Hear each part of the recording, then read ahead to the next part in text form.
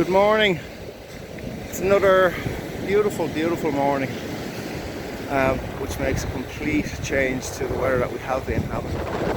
And it's an absolute gift to be down here on the beach this morning.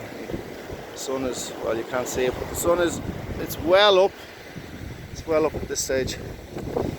I wanted to share something with you today that I understand, but I'm still struggling to understand. I get it, but I'm still struggling to get it. There's part of me that when I think about it, and then it's just like, oh, that's it, I got it. And then it kind of gets diluted, and then I don't get it again. But basically this is off the back of yet another 3-hour conversation that I had with my friend Andy yesterday, and the end conclusion of that conversation, it was a tough one. It's a very tough one, but I agree with the conclusion, and that is that I, for a very long time now, have not been taking responsibility for my own life. Like, my life, everything about it. And I think it started happening probably about 2 years before I left my family business, and that was off the back of being bullied. But I was experiencing different levels of bullying throughout my whole life, and I was questioning why that was happening and why I was attracting this into my life over and over and over and over and over again.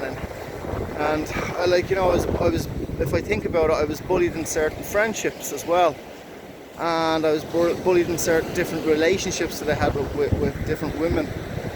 And then my last job, the bullying went to a whole new level that I had to actually leave the job. But there was one thing that Andy said to me yesterday on the call, and that was that he said bullying never happened. I was like, what? But like, he said this and that happened, and then, like, you know, they made me feel this way, and then that continued, and then they kept on saying this and blah blah blah. He says, no, there's two things: what happened, and then the story that I connected to it. And I was like, okay, right, tell me more. I wasn't gonna just keep on resisting it and just like, I was like, if I am in complete alignment with myself,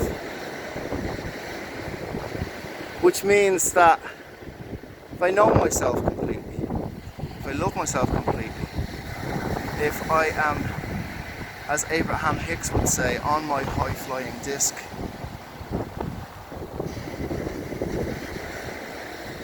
it's just that, you know, when you're just calm in the knowing that you just know yourself, and it's a level of confidence and a level of, you know, you can step outside of other people's dramas and just observe them. And I wasn't like that when I was in the middle of being bullied. So therefore I attached a huge story to what was actually happening. And if I look at it and try and analyse it, what was actually happening was that there were other human beings. There was other human beings who were acting out emotions and imbalances that were in their own life, and they were directing them at me. And I was taking it personally because I was at a very low vibration and low frequency, because I obviously wasn't on my high-flying disc, to use that term again. And therefore, I was affected in a certain way. And so therefore, in that sense, the bullying didn't happen. A situation happened where somebody else over time, over lots of times, chose me to vent their issues and their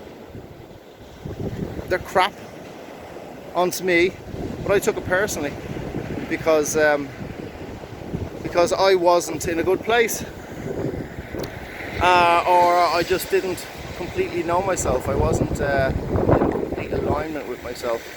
As I know now, I know I'm using all these fancy words, but these are just things that I understand now that I'm older. But it was still hard to actually, it was still hard to accept. I said, no, I was bullied. I said, no, like, we're in a situation. You're in a situation.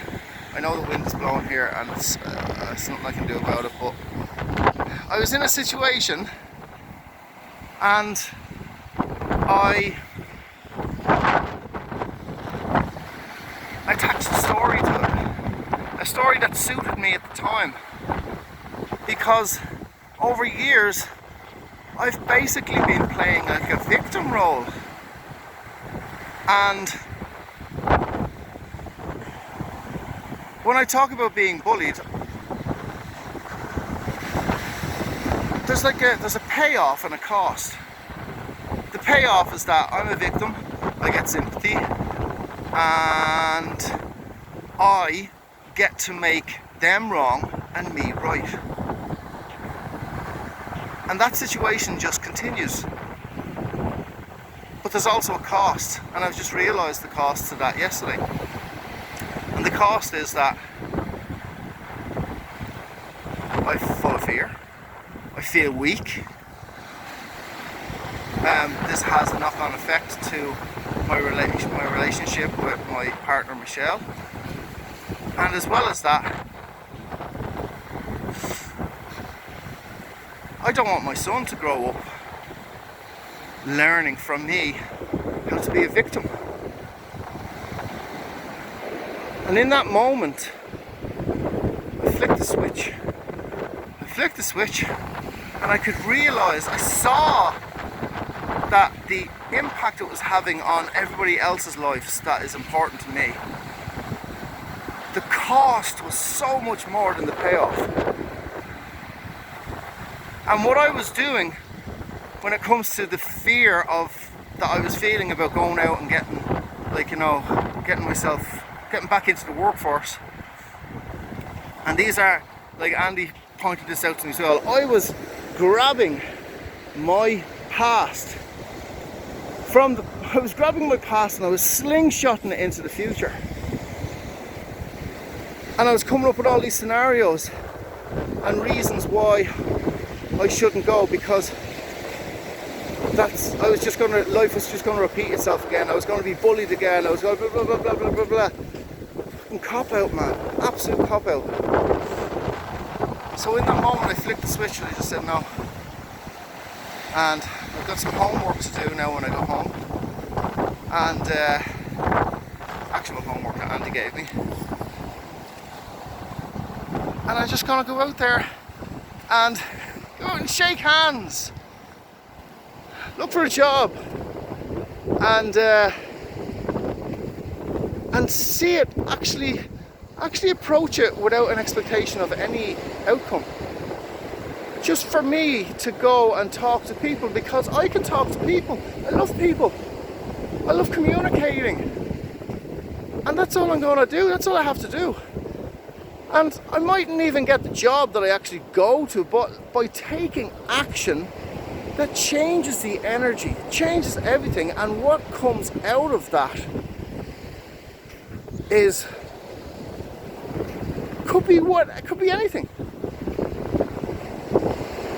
But I know it's a tough one for anybody out there who has been bullied or is being bullied. It's a tough one. But I can only talk about this from my own perspective. And I've been just wallowing in I am the victim of being bullied.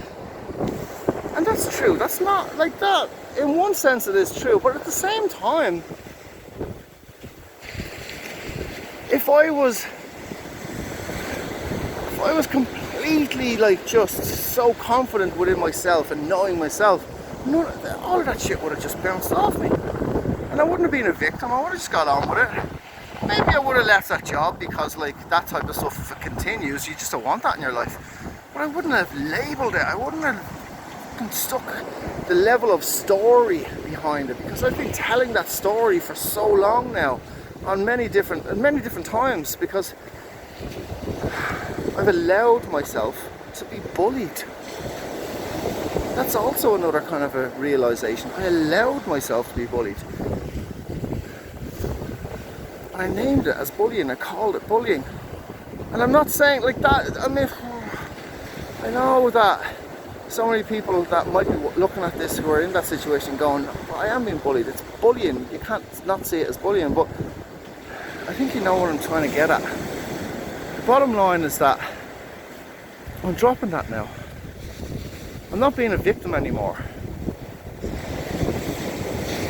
And I'm just creating my future in this moment. Drop the past. Stop slingshotting my past into the future. Because the past doesn't exist and the future doesn't exist. It's only now. And if I'm a creator and a co-creator, well then all I have to do is just fucking create the moment in the moment, create my life and be responsible for everything that happens in my life and everything that has happened in my life. So I choose to take responsibility for my life at this very moment. I actually chose that at the end of that call yesterday. I hope somebody gets something out of this. I really do. And I don't want to offend anybody by this video. This is my experience, my take on the call, and it resonates with me.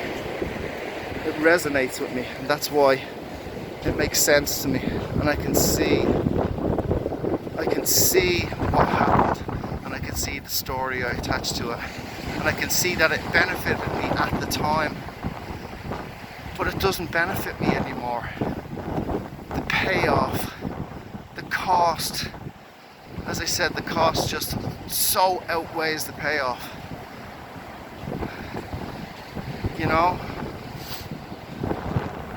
I want my partner Michelle to see me as a man who is in control of his life, takes responsibility, takes action, and doesn't allow his mind to actually hinder him and disable him with fear.